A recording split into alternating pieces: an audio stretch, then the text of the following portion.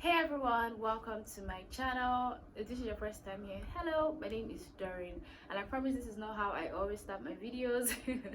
But today's video is just going to be a very chill life update. I just want to let you guys know what has been going on with me and just talk about some of the few things that I have been experiencing, and I feel like a couple of you will be able to relate. And yeah, I'm going to be doing my hair and my makeup while I do this. So this video is going to be quite short, nothing too serious. I'm just doing a simple look. I want to create content for my Instagram and I want to film another video after this, so that's it. So yeah, let's get right into the video.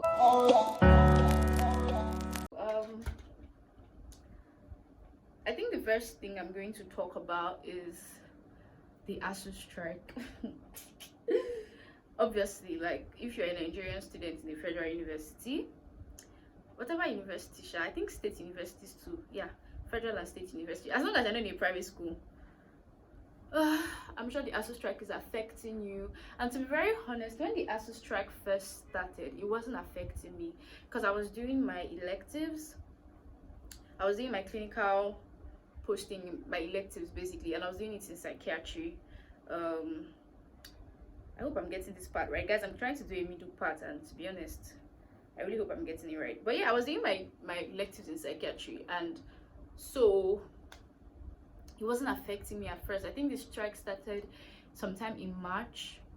Yeah, and I finished my electives April 9th. I'm going to insert some clips if I find anything that is worth viewing, because psychiatry is not really a procedural department, so a lot of the things that happen there is talk, and you can't exactly be filming patients while you are talking to them or while they are being seen and stuff like that. So yeah, when the strike started to affect me was after I finished my electives. That was, I finished the weekend before Easter, the Friday before Easter or something like that. So after Easter, the strike really started to affect me. But at the same time, after 2020, I just used to feel like I've seen the worst, so there's nothing these people want to do that's really going to affect me like that again, right? So I wasn't really bothered. I was just like, yeah, I'm just going to put all my energy into like my content and create content. But one thing I didn't want to come home, because coming home just makes it so final. When the strike was on, we were still in school for about 2 months. Okay, so we're just in school, not doing anything, but at least in that school environment. So even if you want to go and learn in the hospital or the clinic, because strike doesn't affect what goes on in the hospital, so even if you want to learn there, you have the chance to do that, right? Then about 2 weeks ago, my school was like, all of you get out, be going, start going to your houses. And I think that was when the strike now started to hit me, because I'm like, yo, like it was just giving me COVID vibes, because when we were sent home around March in 2020, we didn't come back to school until April 2021, a whole year. So I'm like, this strike, only for them to not even increase it by like 3 more months. And to be honest, let me not lie, I am not sad, I am not bothered. I just gotten to that point where I'm just confident in the fact that God holds my future, and anything that ASU or Nigeria wants to do cannot damage it. Yes, they are delaying my degree, but they can't delay my life, I beg.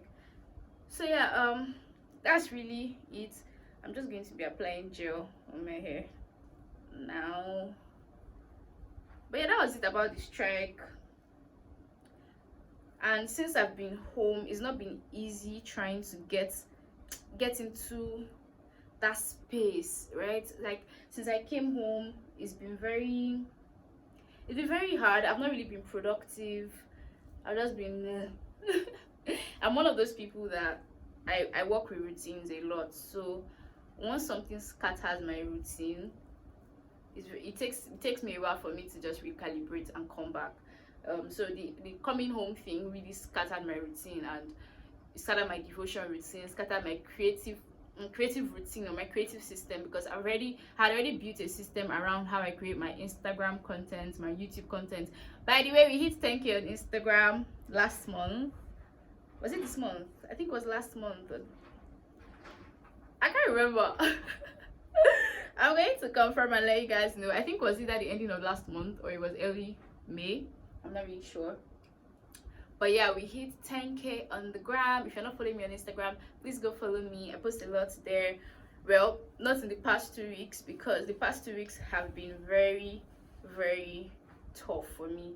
Like mentally, I've just been not in the creative space. I've not really been inspired to do anything. Like I said, it disrupted my entire process. So it's just been hard trying to think, okay, so what should I do now? So now that I'm home, how do I accommodate, like how do I adapt to this environment? And I've also been working on a project. I can't really announce that yet, but I've been working on a project and it's been extremely slow, guys. Like, it's just been dragging.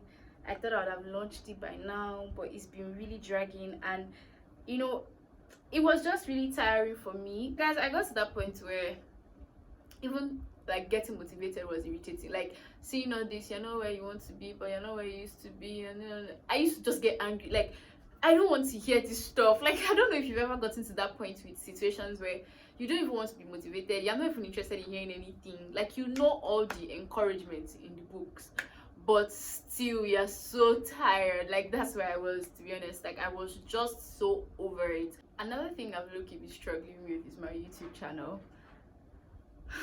Guys, it's tough. I know I always give you like motivation about how to keep going even when you're not seeing results, when it's tough, and I know all the tricks and all the principles in the book, but this past 2 weeks, because I wasn't even in a good space, I was focusing so much on my YouTube and how slow, because slow is very relative, right? How slow the growth is.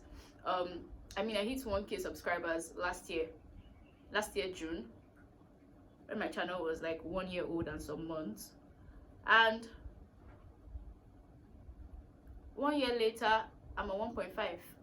It just seems so slow. Like, and I know that I've been taking, like last year I took so many breaks that I've explained already, but I don't know, it just seems so slow. I know when you're in this sort of space, and then you now see someone who started YouTube 1 year ago with 150K subscribers, doing master classes now and being recognized globally. You just feel like, what am I doing with my life?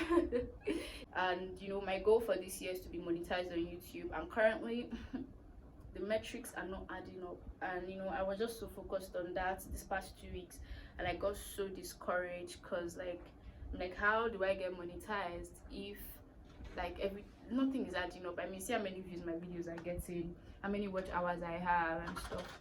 But you know, my focus has just been in the wrong places basically. And I just want to let you know, if you're going through something like that, reorientate your focus, change your perspective, focus on the right things. I was focusing on the wrong thing, because I mean, see God, what he did on my Instagram in 3 months.